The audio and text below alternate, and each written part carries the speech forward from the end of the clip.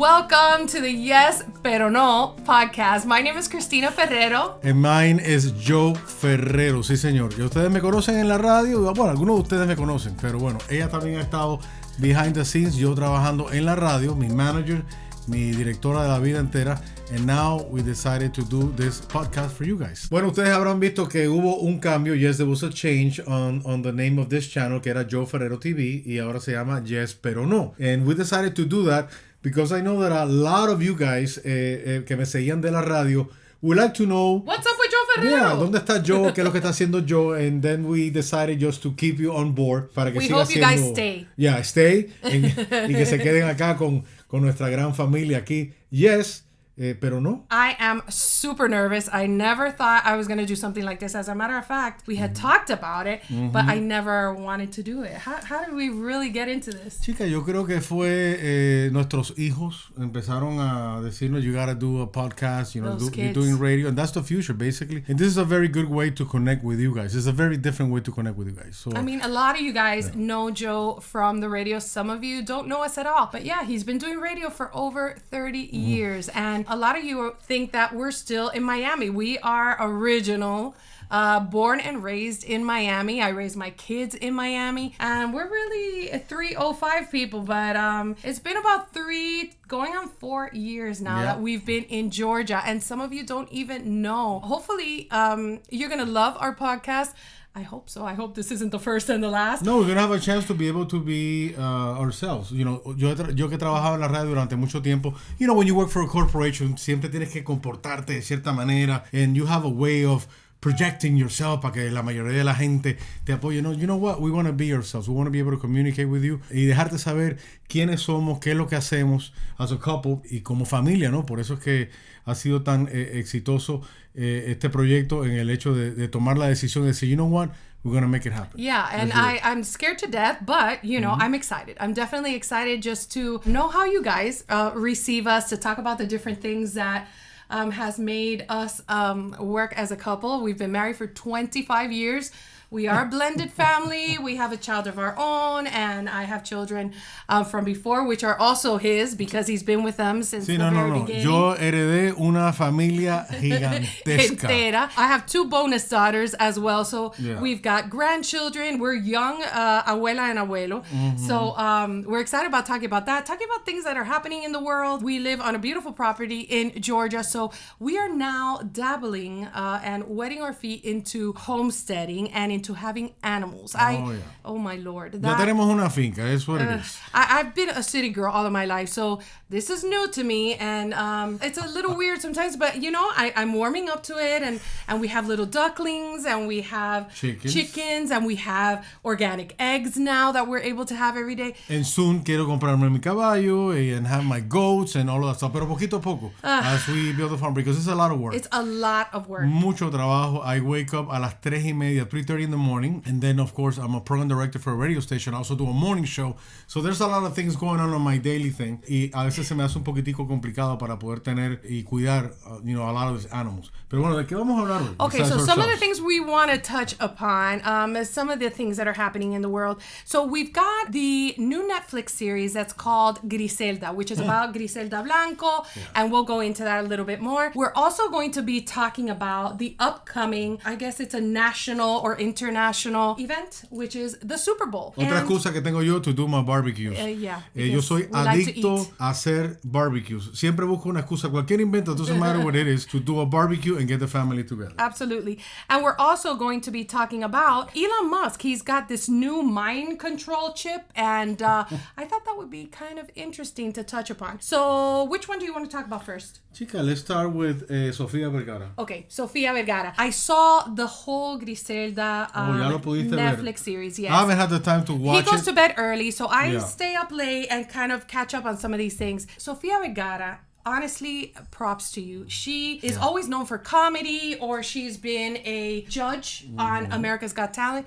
She's fantastic, very likable and all of that. Y bien natural. Very natural, and beautiful. She's a naturally beautiful woman. And this Latina woman has really kind of like hit it out of the ballpark with Griselda. Bueno, especially de todas las situaciones por las cuales ella estaba pasando. Pasó a través de un divorcio. Yes. That put her back on the spotlight. Right. Tú sabes que a la gente le encanta criticar, because that's one of the main things that people do. Yeah, of course. Y no people se ponen, like to criticize. Yeah, y no se ponen en los zapatos sometimes of the people of the media. Yo que he hecho esto durante tantos años, it's difficult, you know? It's difficult. We take it really hard cuando alguien nos critica. But let me tell you, she's She's taking it in stride. She says that 2024 is going to be her year. She's got a lot of projects going on.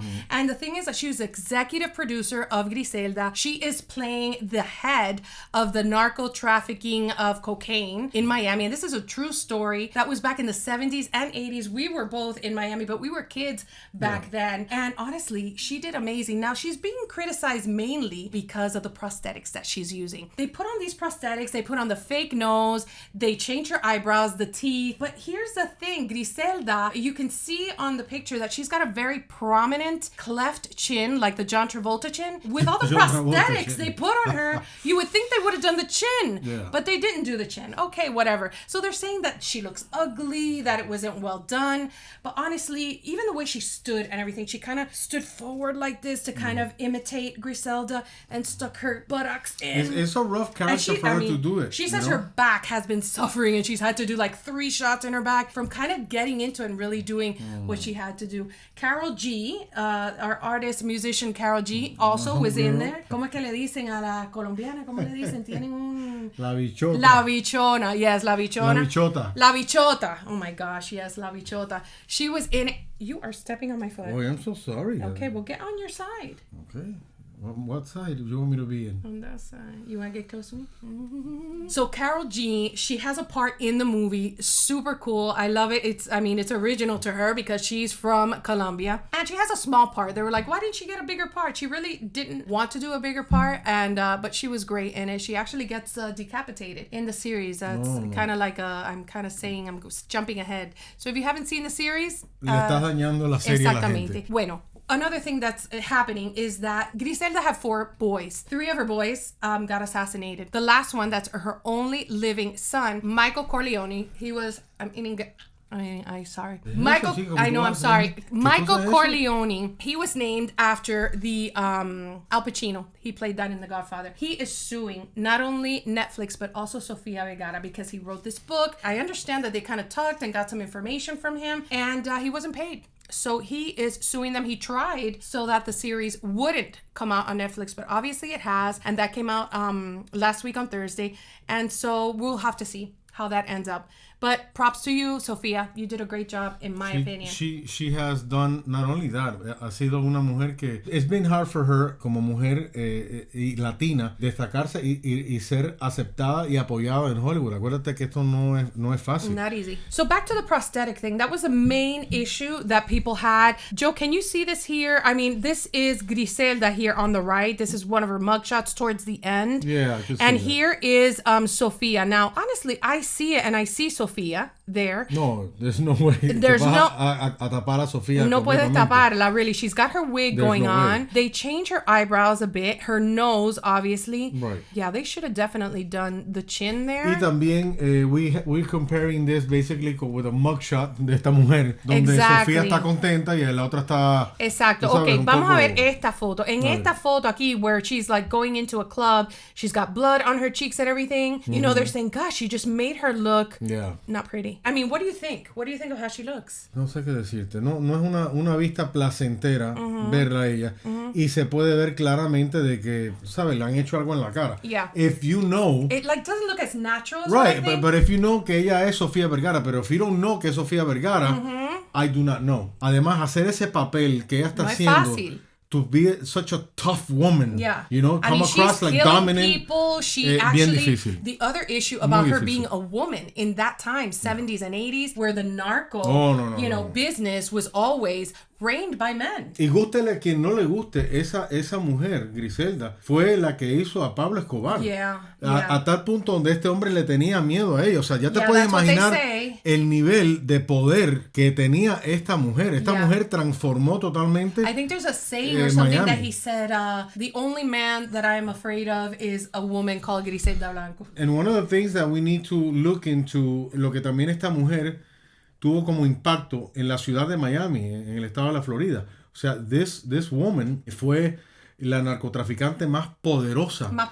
Y debido a ella se empezó a mover una cantidad de dinero que ese dinero fue, it was passed on to construction. Empezaron a hacer edificios. Yeah, she would supposedly make about $80 million a month. It was something, completely, o sea, era una locura de la forma en que eso desafortunadamente benefició lo que viene siendo la arquitectura y la construcción de esa ciudad. Y después, of course, well, another thing interesting, because that was kind of going into my tween years when the Mario boat lift happened in Miami. Right, this was the big event in Miami, which a lot of our men and uncles and everything, my father and two of my uncles actually got on a boat and they drove that boat over to Mariel. And over there, they picked up my aunt, my cousins, most of my family that were over there and brought them back. We went to the local grocery store. I remember I had a cart, my dad had a cart, my mother had a cart, and we were filling it with canned goods and a bunch of stuff so they can take on the boat to go over there. So the big thing was that she used these guys that came on the Mariel boat lift and she employed them. She gave them money. She helped them to have houses and everything so they would work for her. And she was so well respected. She had this army of Marielitos, what she calls, defending her and kind of taking care of her house so they wouldn't come and kill her. It was cool. It was interesting to see. Not that it's the right thing to do, but it was interesting to see what she actually did as a person, as a woman. And the funny thing is that todas estas cuestiones que transformaron, they transformed the city of Miami. Also, we saw later on, por ejemplo, in the early 80s, como también había alguien donde ellos hicieron de un libro una película que después se transformó en Scarface, Al Pacino. Y vemos el mismo hotel, The Mutiny, que se ve ahora en esta serie. It was featured also in Scarface. Yeah, that was a real which I happened, by the way, and you remember that, I happened to be the voice on the radio después que sacaron los juegos de video de Scarface. That's true, the 360, what is it called? The Grand Theft Auto. The Grand Theft Auto game with Scarface. Where they actually, requested for me to be the guy on the radio, and that's the voice you hear on the radio when you play the game. So it was incredible. O sea, estas películas han destacado esa ciudad de Miami, and now it comes back again. Now con la aparición de Sophia Vergara haciendo esta serie. Back in the 80s, what you saw in Scarface and what you're going to see in esta serie, that was real. That was real. This is not fiction. This is what really happened back in that era. And Absolutely. it was pretty scary. I happened not to be, working on the radio. I was very young, but I had the opportunity, later on down in the 80s to visit ese hotel. Donde, beautiful. All those things happened. As a matter of fact, al lado de eso también había un estudio de grabación, BBI. A lot of artists donde, that we know. Liza Minnelli, a lot of big artists that used to go into this club, también, they record in there. So, very interesting. Very, very cool. So, Karol G plays one of the girls that come from Colombia and basically traffics the cocaine back in the day in the 70s and the 80s. That's what they call them. Yeah, she was nobody checked luggage and stuff. They didn't have the dogs that would check any of the luggage or smell people or anything like that. She's just one of many of the girls that Griselda brings over. And it's kind of cool to see how they used to bring it over in their padded bras. They basically would have a pack of cocaine in each side and it just cut it open when they got here, and then they had all this cocaine to be able to sell. So here you see her. This is a famous scene from the series where all the girls are by the pool. The pool is empty, no water at all, and everybody's kind of waiting to see what Griselda's next move is. And then here you can see how Sophia Vergara and Karol G, this was in the premiere. Very cool how she looks, and nice. Really, really nice. Good going, girls. Y dos colombianas. Dos colombianas. How proud they feel and how proud they made the country. Absolutely. Como Latina, I'm very proud of both of you. So that was awesome. Yeah, I definitely thumbs up for the series. You definitely recommend it. By the way, they don't sponsor us yet. No, not yet. Okay, want to move on? Let's talk about Super Bowl 58. Yes. So we're not big football people. We're not big sports people, okay? I'm not going to lie to you guys. Pero es un event que es importante hablar y cubrirlo because throughout the sports, even though existe un nivel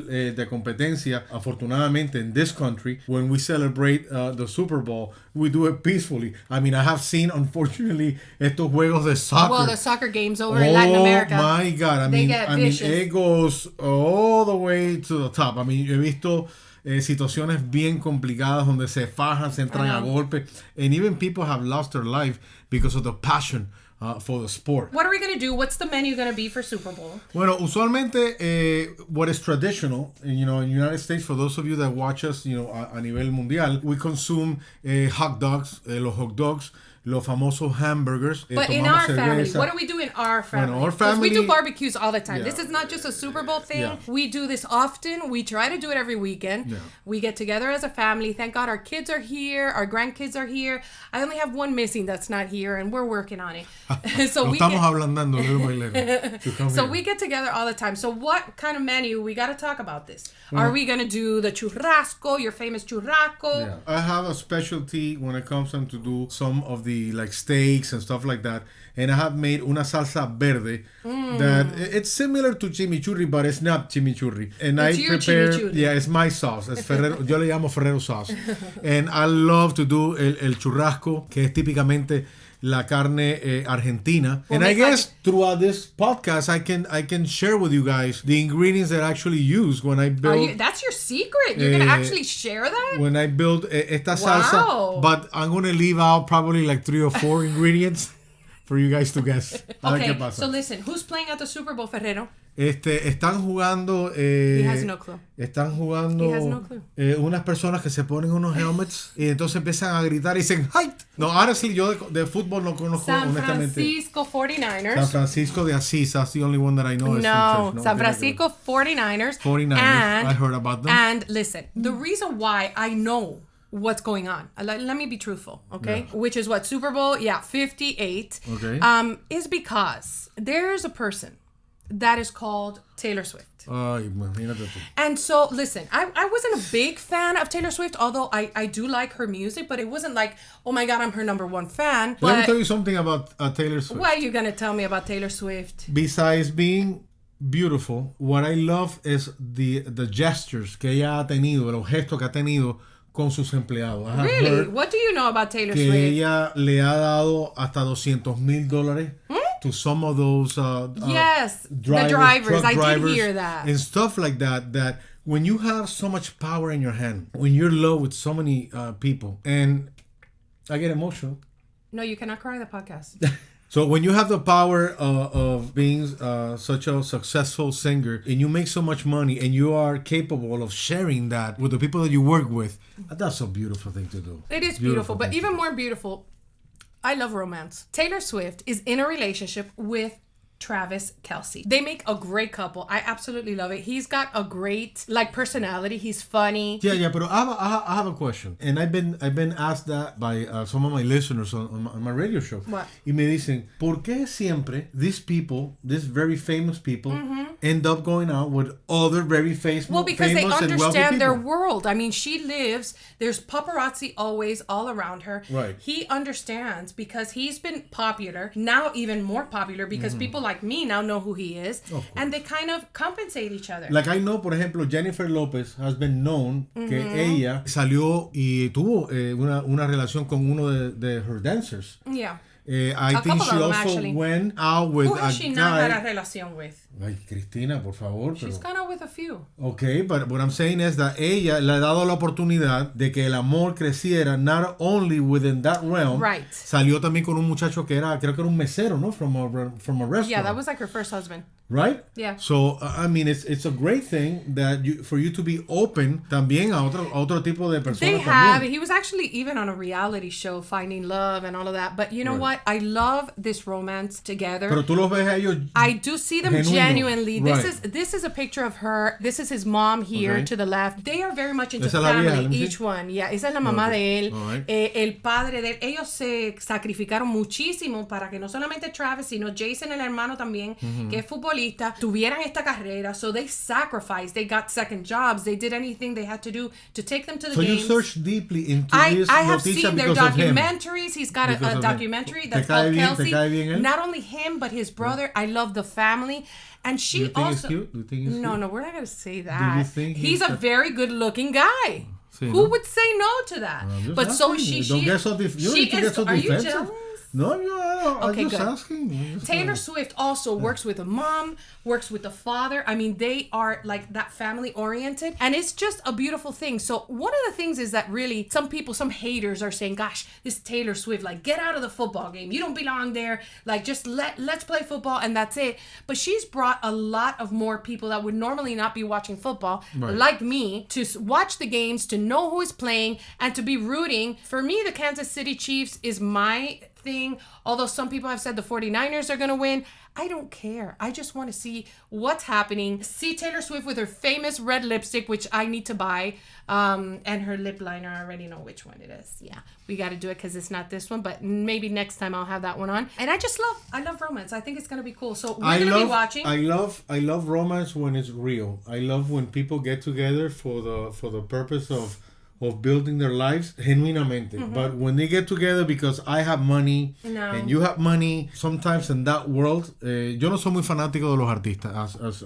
as she knows. Sometimes they project, and you see them in social media, and you see them in all these events, and they project a life que no es real. Por ejemplo, I love Sylvester Stallone and the family, porque esa es la forma que la gente se debe comportar, as natural as possible. People are going to love you because you are a unique human being. Amazing. Nobody is equal to you. They may look like you, but they're not you. Everybody is very, very unique. He comes across so natural. But listen, Taylor Swift, honestly, I like her. She's not only a singer, she has written over 200 and something songs. Right now, she's going right up there to be like number one for the records of having album of the year because she's nominated again. He also is very dedicated to football. He's not even going to go to the Grammys with her because he is in Super Bowl mode and they have to practice and they kind of have to be concentrated. Now, they're going to have to face something together, which is la crítica de la gente. Mm-hmm. And they always try to find some dirty laundry somewhere para entonces tirarlo allá afuera.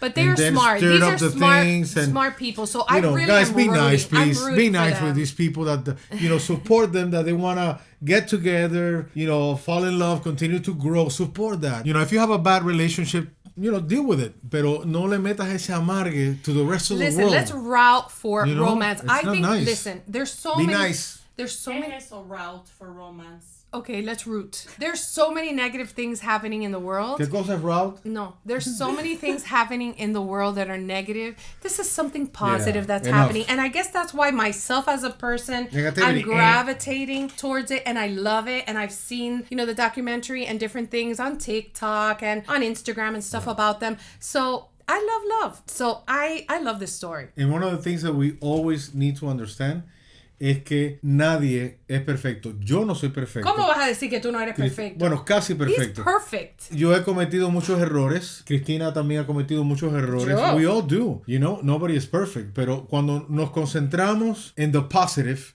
we all can grow. And in the love and the acceptance. And la gente le encanta estar apuntando. And criticizing and hating. We can talk so many great things about them que no es algo negativo. Porque I think, listen, in our culture, at least in the Latin culture, I'll talk about the Latin culture because that's mine. It is.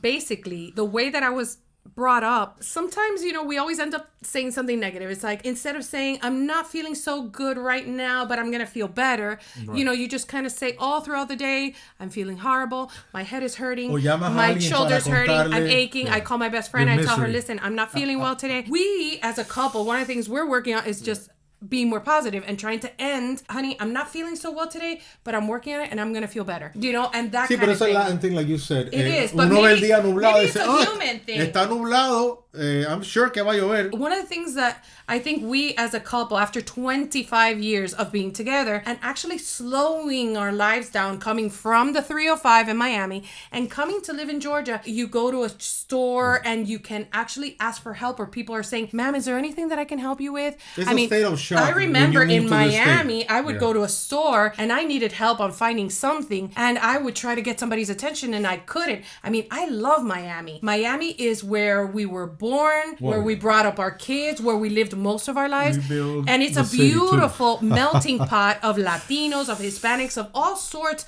of people from different places. But it could be a harsh place, to live. So coming here, that things have slowed down, we've kind of realized, listen, let's kind of, turn things around and be more positive. No, you walk in Miami y viene alguien y te dice, buenos días, and you're like, what do you want? Yeah. Because it's not normal. Here everybody is like, hi, how are you? Well, you're like, yo no conozco a este tipo, esta mujer. The first thing we noticed when we moved here is when we are on the street, we're driving and we're kind of pulling out of our driveway, and a neighbor that lives like 3 houses down that we really don't know that much, they'll come by.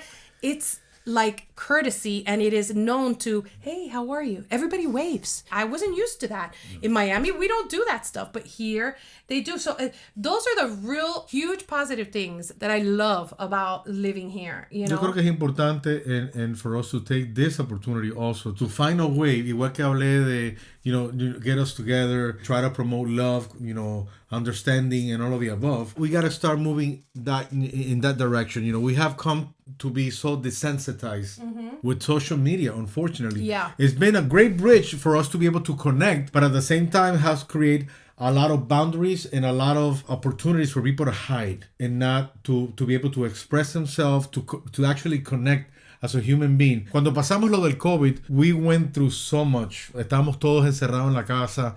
It was pretty depressing. Una época muy difícil. Pero at the same time, made us realize how important humans' connections are. Yeah. And how God has blessed us with all this technology that we need to take opportunity of that and be able to connect. Absolutely. I think that's perfect to kind of go into our last topic, which is Elon Musk and the mind control chip. I mean, he's being accused of playing God as this neurochip. It's called Neuralink mind control chip implanted in humans. I mean, that is crazy. I've been always in pro of technology, but I'm also scared about technology. Cuando le han preguntado the majority of experts on this whole thing about artificial intelligence, inteligencia artificial, they always said we should study this, deeper, and now we're too late to be able to control it. I don't know. I mean, according to what he's saying, look at this chip. It looks kind of like the trackers. Those what are they called? Un GPS. Like a GPS with these little, I don't know, they're like little cables. It's a coil of copper. That's what, it is from what I can see from here. Right. We have here Elon Musk, and he's kind of like on this presentation of the brain chip thing. He has like some pigs and stuff like that they put it on. Some of them they put it on and they took it off. But I thought it would be interesting to kind of play it so our audience can take a look at what he's saying. I'm really excited to show you what we've got. I think it's going to blow your mind. So I want to emphasize the purpose of Neuralink. Like, what's our goal? Our goal is to solve important spine and brain problems with a seamlessly implanted device. So that's interesting because he's saying it's to solve important brain and spine problems. Right. You had heard about that on what he's looking to do with this? Yeah, basically, unfortunately, cuando las personas tienen un accidente en la columna vertebral, right. Their spine that they're paralyzed gets disconnected, and those are neural connections within that. Okay. So with this thing, it's be able to surpass where that connection ended and being able to reconnect in the brain, being able to send those signals to the body parts para que la persona pueda caminar, inclusive to the point where he believes that people, not only he can bring back sight, personas que pueden ver de nuevo. Oh my God. That would be amazing. That would be crazy, but give sight to people that have never had it. So imagine the shock of someone que nunca ha podido ver con sus ojos. Wow, that is pretty cool. When I heard about it, I was like, wait a second, it's a chip. And, I've always been told, oh my God, they're going to put a chip in us. And it's like the mark of the beast and the 666 and the end of the world. I'm like, no. It's not the end of the world. Actually, it's the beginning of a new world. Right. Donde personas que desafortunadamente had these accidents. Okay. Y no han podido caminar. Cool. Kind of like a Christopher Reeve and everything he went through and everything. Yeah. If this was already, activated, probably lo hubiera podido ayudar a él. The question arises where la última noticia que ha salido recientemente is that not only with this kind of microchips que van en el cerebro going to be able to restore some of these body functions on people, but also the questions are into is that replacing an actual doctor? Because now we're going to be able to detect. It's with a robot, the actual robot. He talks about that. Hold on, let me hear what he's saying here. I think that's what he's mentioning. You want to have a device that you can basically put in your head and feel and look totally normal, but it solves some important problem in your brain or spine. Going into the Neuralink architecture, what we've done over the past year is dramatically simplify the device. So about a year ago, we had a device which had multiple parts, including a piece that it had to sort of sit behind your ear, and it was complex, and you wouldn't still look totally normal. You'd have a thing behind your ear. So we've simplified this to simply something that is about the size of a large coin, and it goes in your skull, replaces a piece of skull, and the wires then connect within a few centimeters or about an inch away from the device. And this is sort of what it looks like. And they can see what part of the brains light up.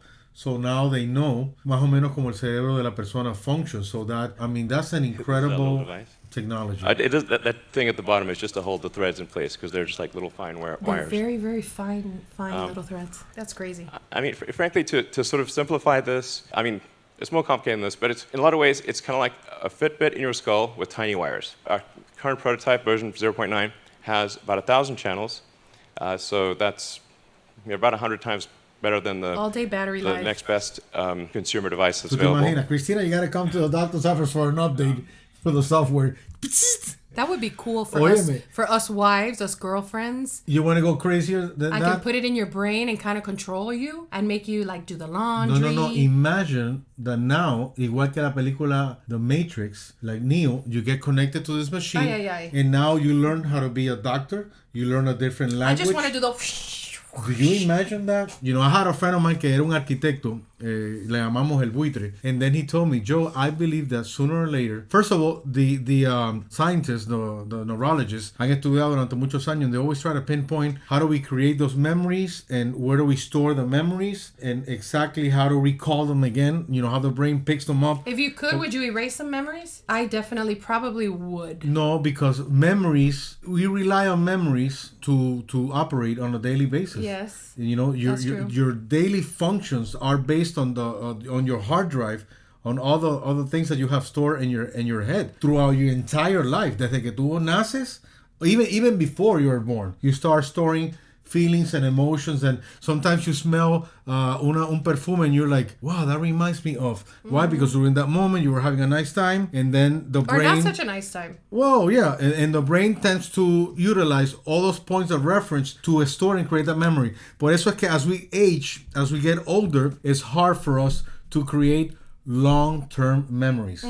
I can remember what I did yesterday probably, but you know, it's harder for me to start creating long-term memories. Por ejemplo, I do recall, you know, talking to your mommy and other people that, oye, ¿tú te acuerdas? You know, back, and they can recall exactly what happened, how it happened, but then you ask them, ¿qué fue lo que tú hiciste la semana pasada? And they don't remember. They can create. So yeah. I've always been fascinated about the brain, and you know that. Well, you know, I'm wondering like people like Bruce Willis, you know, and all this news about Bruce Willis and what he's going through with his condition, and now he's going through dementia and all of that. I wonder, wouldn't that be cool? That would be really, really cool. On that note, en la cuestión de las memorias, it makes you who you are. So when you ask me, will you erase the memory? I'll say no, because all those hard times that you went through in your life build your character, build who you are. Yeah. The moment that your brain doesn't have a reference for a taste, for a smell, for an embarrassing moment, for a great moment, or even maybe a relationship that didn't go well. I mean, this is our second marriage, and we've been together for 25 years now. Was that always easy? Absolutely not. Of course we also have gone through such loss, you know, and grief of parents and my brothers, and just different things that you go through, losses of employment, financial issues, just so many different things in life that you go through. And you say, yeah, I would like to not have gone through those things, but has it made us who we are today? Yes. Has it made us more grateful? Mira esta parte importante, and this is a very important phrase, and it's deep. It is very deep. And you're going to be deep right now? I like it when you're deep. And I learned... It gets so cute. Hey. And it says the following. I use memories, but I don't allow memories to use me. Did you do that? Did you invent that? No, I did not. Was that Deepak? I heard it from Deepak Chopra, but it's not from Deepak Chopra either. And that is important to know, because if you don't use your memories, you know, we leave from here, we're not going to be able to go to a restaurant and have dinner. But if you allow memories to use you, instead of you being the creator of your life, you become a slave of that memory. That is true. And that that is memory, deep. That is and deep. that memory controls you. ¿Estás aprendiendo algo? I'm glad you are. Listen, we are going to be definitely talking about more things about our lives. We would love to hear from you guys. Please comment below. Let us know, what do you guys want to hear us talk about? We're definitely going to talk a little bit more insight into our lives and into our family and probably things on the farm and sharing different things in the life world. Experience. Yo creo que es importante compartir con las personas, things that we have gone through and what we learned from those experiences. Absolutely. And different events of what's going on in the world. And also, this is going to be a Spanglish show. We're going to be talking in English. We're going to be talking in Spanish because we have a lot of different people, and that's just who we are, and we talk like this normally anyway with our family. It's kind of like a shake, like a chocolate, vanilla, strawberry, just a little bit of everything. Or probably mamey. But I'm excited. I resisted, but I am here. Yes. So listen, if you guys like our podcast, please hit like, subscribe to our channel. We're going to be here every Wednesday. No matter what, we are going to be here, guys, and we're going to give this a really huge try and put everything we are into this. So we're really excited, and I hope you guys are too. Thank you guys for being here, and we'll see you again next Wednesday. Los queremos. Love you.